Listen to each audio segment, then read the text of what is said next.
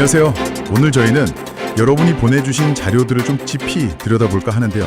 특히 미국의 그 막대한 국가 부채 증가, 그리고 이게 어떤 영향을 미치는지 최신 분석들을 한번 살펴보겠습니다. 시작부터 숫자들이 정말 어마어마하네요. 그렇습니다. 이게 2025년 최신 데이터를 보면요.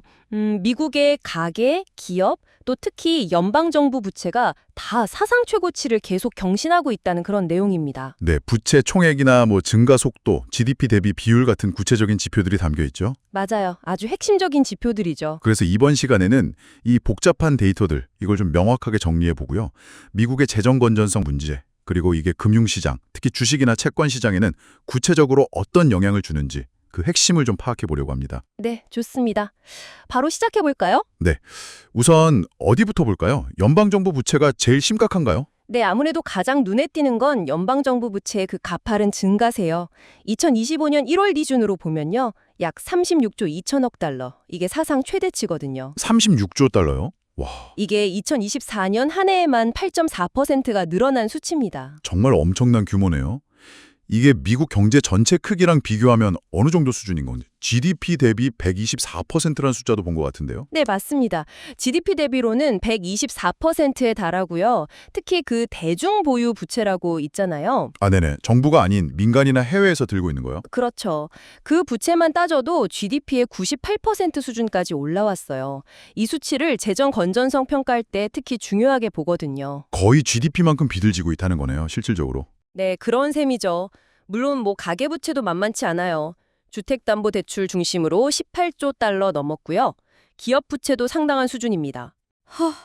이렇게 빚이 계속 쌓이니까 당연히 정부 재정에도 좀 빨간불이 켜졌을 것 같은데요. 실제 적자는 어느 정도인가요? 심각합니다.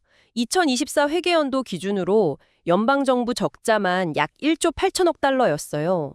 이게 GDP의 6.4%에 달하는 규모죠. 1조 8천억 달러. 적자. 근데 더 큰 문제는 이렇게 부채가 많다 보니까 이자 갚는 비용 부담이 정말 눈덩이처럼 커지고 있다는 거예요.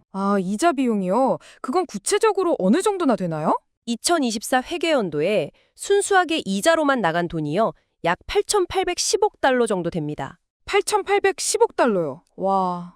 네, 이게 GDP의 3.1% 수준인데 이것도 역대 최고치예요. 생각해보면 거의 1조 달러 가까운 돈이 매년 그냥 빚 이자로만 나간다는 거잖아요. 그렇죠.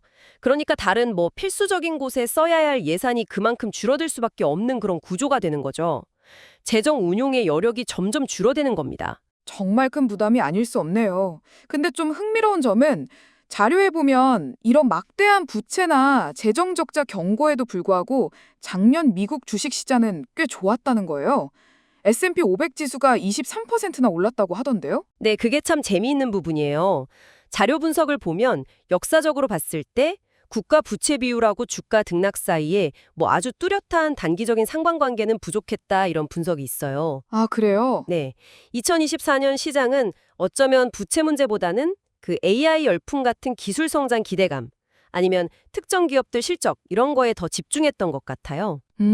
그럴 수도 있겠네요. 하지만 이게 좀 위험한 줄타기일 수도 있다는 거죠. 만약에 경기 둔화 신호가 나타나면 부채가 많은 기업이나 경기에 민감한 섹터들은 언제든 좀 조정을 받을 수 있다. 이런 분석도 나옵니다. 주식시장은 그랬는데 채권 시장은 분위기가 완전 달랐다고요? 훨씬 민감하게 반응했다면서요? 정확합니다. 채권 시장은 정말 달랐어요. 인플레이션 전망이나 재정 불안정성, 특히 미중 무역 갈등 같은 지정학적 요인에 훨씬 예민하게 반응하는 모습을 보였죠. 예를 들면 어떤 게 있었나요? 대표적으로 10년 만기 국채 금리를 보면요. 지난 1년 동안 4%에서 5% 사이를 계속 왔다 갔다 하면서 변동성을 키웠어요. 지금은 한 4.4% 수준인데요. 변동성이 꽤 컸네요. 네, 특히 재정 불안 우려가 커질 때는 채권 시장의 변동성 지수, 그 모브 지수라고 있거든요. 주식 시장의 VIX처럼요. 그게 급등하기도 했고요. 그럼 이런 금리 변동성이 기업들이 돈 빌리는 데는 어떤 영향을 주나요? 아무래도 영향이 있죠. 기업들이 돈을 빌릴 때 국채 금리에 덧붙여서 내야 하는 가산금리, 이걸 신용 스프레드라고 하잖아요. 네네. 이게 조금씩 벌어질 조짐을 보이고 있다는 거예요.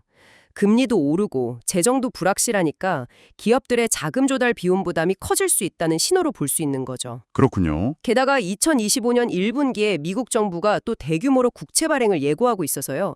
시장에서는 이 공급 물량 증가가 금리에 또 어떤 영향을 줄지 예의주시하고 있습니다. 상황이 이렇다 보니까 주요 기관들이 가만히 있진 않겠네요. 경고 목소리도 커질 것 같은데요. 자료에도 여러 기관 언급이 있었죠? 네, 당연히 그렇죠. 연준의 파월 의장 같은 경우는 직접적으로 미국의 재정 정책이 지속 불가능한 경로에 있다, 이렇게 경고를 했고요. 파월 의장이 직접이요. 네, 그리고 IMF도 2024년 재정 보고서에서 미국의 그 대규모 재정 적자를 아주 강하게 지적하면서 부채를 통제하기 위한 조기 조정이 필요하다, 이렇게 촉구했습니다. IMF까지. 네, 그리고 결정적으로는 신용평가사 무디스가 나섰죠. 2025년 5월에 미국의 국가 신용 등급을 최고 등급인 트리플 A에서 A1으로 한 단계 내렸습니다. 아, 강등이었군요. 그 이유가 역시 네, 바로 이 부채 급증하고 이자 부담 확대를 주요 원인으로 꼽았습니다. 재정 건전성 악화가 국가 신용도나 글로벌 신뢰도에 영향을 미칠 수 있다는 걸 보여준 거죠. 무디스의 신용등급 강등은 상징하는 바가 정말 크네요. 이제 국가 신뢰도에도 영향을 미치기 시작했다는 신호니까요. 맞습니다.